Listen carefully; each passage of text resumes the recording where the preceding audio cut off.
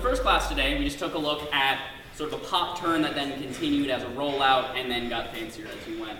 So the first things first, we have this pop, which we now are sending our follow across our bodies. Leads, what I want you to do is to have this hand be a smooth, continuous line. That way it's a spring, and like any spring, we're going to stretch it and then release. What I don't want us to do is to force the spring like this, because that's going to cause our follows to be like, and it's going to be uncomfortable. So instead, nice smooth line. We're then stretching the spring by sending us this way. Our follows go that way, and she goes that way. Follows, what do you feel as this is happening? What do you want to do with your arm? I want to leave it here. And by her leaving it there, if you watch this, I bring my hand up. She's going to apply pressure. In general, she's not going to proactively squeeze, but as I bring my hand up, she's going to react to it. I then go this way. She presses into her arm and continues. One thing I can do is that's me sending her that way while I'm that way.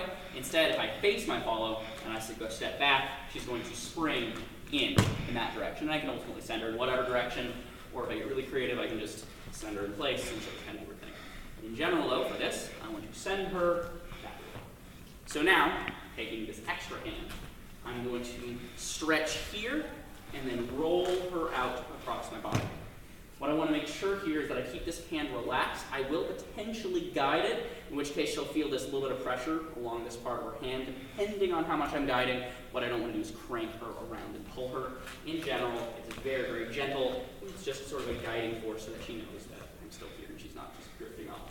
So, what I then want to do here is as I send her across, I want to put my hand on her back before I even see it. Step through here. At this point, I flip my hand over, I step underneath it, and then I go after that rock step.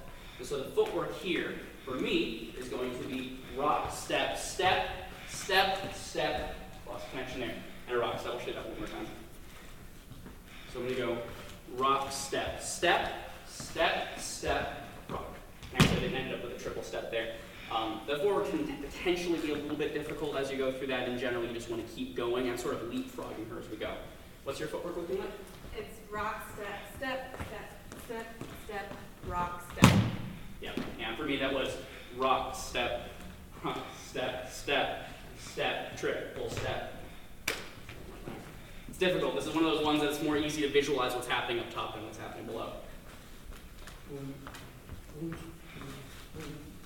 Rock. There we go. Work.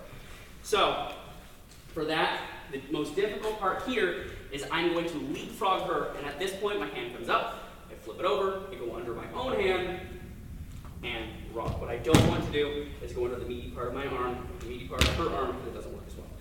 Other than that, you just want to keep the momentum going. Follows, you really will feel as though you are caught at this point. I'm slingshotting myself around.